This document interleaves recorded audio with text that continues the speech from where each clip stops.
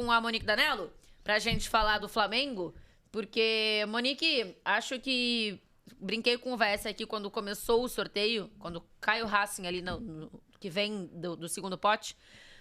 A fama do Flamengo, em muitos momentos, assim, de liberta, acho que Isso é coisa do passado, né, Monique? atrás, Fala pra ela. Há algum tempo atrás, o Flamengo odiava a Libertadores e a recíproca era verdadeira. A Libertadores odiava o Flamengo, mas hoje é uma relação de amor. O sorteio te mostrou isso, Vitor Sérgio? Não, acho que já foi assim. Ele pegou, pra mim, o time mais difícil que ele podia pegar do pote 2. Que é o Racing. Mas os outros não tem do que reclamar, com todo carinho. Monique, queria que você falasse pra gente um pouquinho da repercussão. E aí até perguntei pro VS, assim, pensando nas outras libertas recentes, né, que tiveram do Flamengo, se essa é a que o Flamengo entra menos favorito. Não que ele não seja favorito à Libertadores. Digo na comparação com ele mesmo. Mas aí acho que agora pegando o grupo, tipo assim, meio que tem tempo pra se arrumar. Porque acho que esse grupo dá essa possibilidade, né, Monique? Boa noite. Boa noite, Tainá. Abraço para você, para o VS, para o Ricardinho, todo mundo que está acompanhando a gente. Na temporada passada, a situação também era delicada. Embora com o Paulo Souza o Flamengo na Libertadores tenha conseguido os resultados, né? Era um momento em que era um Flamengo também incógnita, um Flamengo com muitas dúvidas, um Flamengo que não tinha grandes atuações, mas na Libertadores especificamente, o Flamengo conseguia pontuar e conseguia fazer jogos razoáveis e garantir a sua classificação ali com um mínimo de segurança. Mas eu acho que em termos de grupo, olhando para o grupo, na minha opinião, eu acho esse grupo de agora menos enroscado do que o grupo da última temporada de 22. Mas eu acho que o Vitor ainda precisa mostrar alguma coisa desse Flamengo para dar mais segurança de que o Flamengo avança nesse grupo, né? Tem tudo para avançar, não tem por que não avançar. Acho que Flamengo e Racing se destacam dentro desse grupo. Concordo com o VSR, acho que o Racing é o pior que o Flamengo podia pegar do pote 2, mas em compensação o pote 3 e o pote 4 foram muito generosos com o Flamengo. São absolutamente novatos de Libertadores, dois clubes que não tem tradição na competição, né? E o Flamengo tem tudo para se classificar, inclusive em primeiro lugar desse grupo. Mas a sequência que vai dizer muito. O que o trabalho do Vitor vai apresentar na sequência? Foram agora 15 dias, né? Ainda vai completar esses 15 dias de trabalho da data FIFA e a expectativa é muito grande para que o Flamengo possa apresentar uma evolução já na primeira final contra o Fluminense no sábado. Mas, no geral, eu acho que, olhando para o cenário das últimas Libertadores, talvez essa seja a mais tranquila, na minha visão, para o Flamengo, assim, em termos de grupo. A Monique traz já essa reflexão comparando com grupos de outros anos, Vess. Você tá com ela, assim, é um dos mais tranquilos? Eu acho que, assim, se você pegar, né, o grupo de 2019 lá, ele acabou virando um grupo difícil até pela própria situação do Flamengo, né? Era um Flamengo que estava começando um projeto, de um time que era novo. Então, enfim, os outros grupos, eu acho que já era um Flamengo que era temido, já era um Flamengo que tinha muita força, até os outros, mais respeitado, os outros. Então, eu acho que, num geral, são grupos até, de repente, um pouco mais difíceis. Teve um grupo lá, teve um ano que teve o grupo com o Barcelona de Guayaquil, teve Júnior de Barranquilla e Barcelona de Guayaquil, que eram dois times bem perigosos. Então, assim, acho que esse tem o Racing, que é um desafio em busca de primeiro lugar. O time do Racing é bom. O time do Racing e tem muita margem de evoluir. É um time que propõe jogo o tempo todo. Tem uma margem de evolução muito grande. Lógico, ao propor o jogo muito grande, tem muito problema quando tá sem bola. Então, se ele tá com a bola, ele é muito perigoso. Se ele tá sem bola, ele deixa alguns espaços, que é um pouco a característica do Flamengo, né? Assim, o Flamengo, quando tem a bola, é perigosíssimo. Quando tá sem a bola, é um time que é atacado.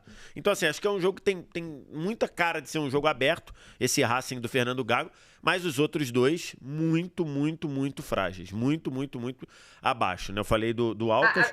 Apesar da altitude, né, VSR? Mesmo com a altitude ali, não dá para considerar que o Flamengo não é amplo favorito nesse jogo para ganhar o jogo em Quito. Ainda é a altitude de Quito, né? Que é 2.800, ainda pesa, mas é menos do que a La Paz, do que Cusco, do que Oruro, essas coisas que a gente, né? O Potosí, então assim...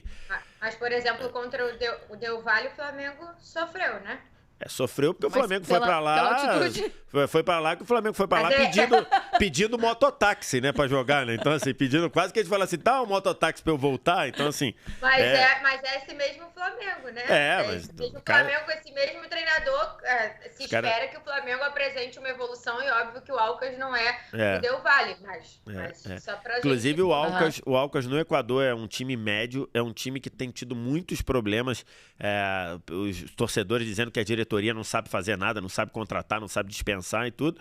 E o Nublense, que fez um ano passado muito bom, esse ano perdeu os principais destaques e tá com muito jogador machucado. Muito jogador machucado. Os principais destaques que ficaram jogando estão machucados, time com dificuldade para jogar. Então, assim, é muita distância. Se você olhar, seria Flamengo e Racing para ficar com as 2 vagas.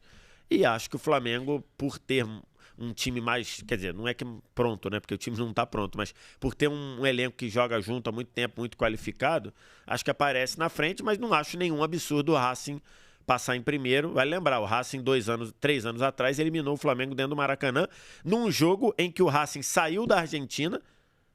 Inclusive nós temos aqui o nosso Pablo Milanini dizendo, o Racing está vindo para o Brasil para perder de pouco. E saiu do Maracanã classificado. Eu ia relembrar isso, que naquela ocasião, quando tem o sorteio da Libertadores e o Flamengo pega o Racing, viraliza um vídeo de um canal de influenciadores, torcedores do Racing, desesperados quando a bolinha é sorteada e coloca o Flamengo no caminho do Racing.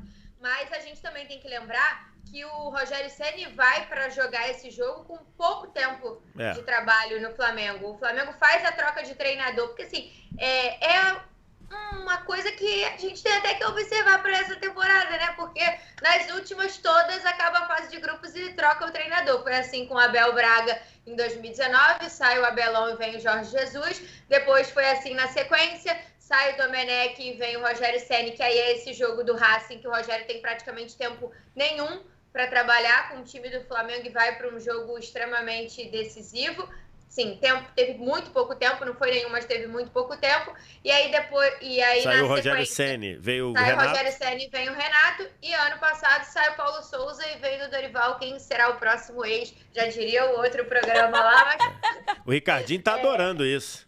Que ele já tá assim, ele já sabe que acabou o 6º jogo da fase de grupo, ele começa. Tem que mandar embora, tem que mandar. Quem vai sair com uma estatística, né? Quem vai sair de cabelo molhado, saindo do mar e tudo mais. É belíssimo esse programa, inclusive. Olha aqui, Monique, pensando em reforços, eu sei que tem muito torcedor do Flamengo que tá querendo reforços. Também pensando nisso, eu acho que diminui a urgência, né? Tipo, preciso contratar pra botar pra jogar na primeira fase. Acho que diminui a urgência também pelo que acontece aqui. Ainda assim, é um papo. Vesse, como é o nome do menino que você trouxe há pouco? Então, eu tava falando hoje com o nosso Josa Novales, que é um especialista, e ele falou do Fabrício Dias, que é considerado como o projeto de Enzo Fernandes. E o Marcos Braz foi perguntado, aquilo era o quê? Foi o treino aberto de sexta, Monique? Que o Marcos Braz estava falando? Não era uma coletiva programada, mas era de sábado, eu acho. De sábado. Não era uma coletiva programada, mas o Braz faz muito isso lá no Ninho. Ele costuma ir na sala de imprensa para trocar uma ideia com os jornalistas, muitas vezes em off, outras vezes ele deixa gravar, e foi assim, na informalidade, não foi uma coletiva marcada nem nada. E aí perguntaram, ele negou, né? E aí perguntaram do Uribe, do volante colombiano, que está ficando sem contrato com o Porto. Ele confirmou que o Flamengo tem interesse, mas que é uma negociação dificílima, que tem grandes concorrentes na disputa, e o restante ele negou. E aí ele negou do Fabrício Dias, dizendo que não, isso aí não tem nada, que aí eu fico na dúvida. Então acho que essa pergunta é boa pra Monique. Então, ele negou, geral, Monique, ele negou porque ele tá fazendo um jogo de cena para afastar, ou ele negou porque ele desconhece o jogador? Porque o Flamengo queria comprar, não sei se ainda quer ou queria, o Ricardinho pode trazer, a Monique também, mas queria o Ângelo, comprar o Ângelo, porque o Ângelo tem poder de revenda, de jogar 1-2 anos no Flamengo e ter a chance. O Fabrício Dias seria um poder de revenda absurdo e consertaria, chegaria para reforçar uma posição que o Flamengo está precisando. Eu não sei se ele tá... Ele já fez isso também, né, Monique? Várias vezes de dizer, não tem nada e tudo mais, e o jogador chegar, né? Muitas vezes, quase que 90%, dá para dizer que o Braz é um cara que joga limpo nas entrevistas. Ele não costuma dizer assim, não tem absolutamente nada e tendo, ou na maioria das vezes, ele diz e confirma o que realmente tem. Só que em negociações mais complicadas, muitas vezes o Braz usa do poder que tem de tentar tirar um pouco o holofote do Flamengo. A gente pode lembrar aqui de um caso muito clássico que foi o do Bruno Henrique, lá no início da gestão em 2019, que ele vai para uma coletiva e fala pra gente que as negociações com o Bruno Henrique estavam encerradas e que o Flamengo estava fora da negociação. E depois tem uma reviravolta e o Bruno Henrique é contratado pelo Flamengo. Com o Gerson, a gente até esteve com o presidente Rodolfo Landim lá na Copa e ele também fala que o Flamengo estava fora da negociação, mas eu entendo que seja mais uma circunstância da movimentação ali de jogar o jogo para tentar pressionar também, como foi o caso do Gerson, acho que foi claro,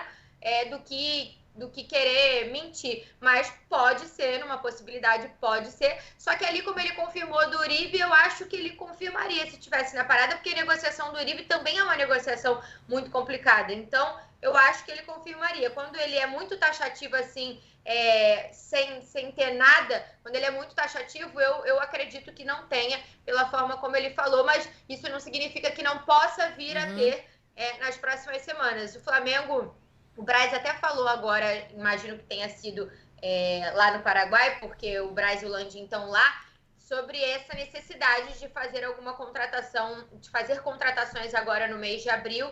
Tem a questão da janela, que pelo lado da CBF, hoje eu vi uma notícia que pode ser que a janela se estenda, seria o dia 4, mas pode ser que a janela se estenda até o fim do mês. Mas para a inscrição da primeira fase da Libertadores não tem essa extensão. Tem que ser até 48 horas ali antes da estreia.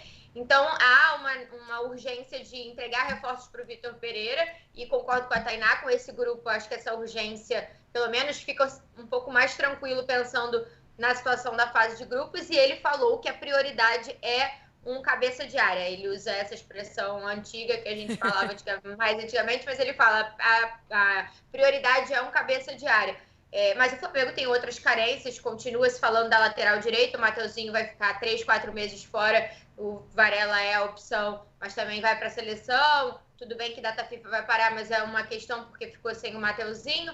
Tem a questão do Arrascaeta, de um substituto que sempre se fala em toda a temporada. Então, a gente tem que ver como o Flamengo vai evoluir no mercado, mas segundo o Braz, a prioridade agora é trazer um volante. A gente sabe que o Flamengo perdeu muito sem uma reposição para o João Gomes, né? Boa. Pra quem tá perguntando no chat, vai falar só de Flamengo? Não. Daqui a pouco o Rodrigo Fragoso estará junto com a gente pra falar de Corinthians e de Palmeiras. Daqui a pouco a Aline Nastari também chega aqui pra falar do Fluminense e dos Atléticos, que inclusive estão no mesmo grupo. O Fluminense fez uma live durante o sorteio, uma live com o Fred... com um presidente, com o Mário Bittencourt. Os dois fazendo a live durante o sorteio. Então, tipo, o react. Um react, A Aline daqui a pouco vai trazer. Foram nossos concorrentes.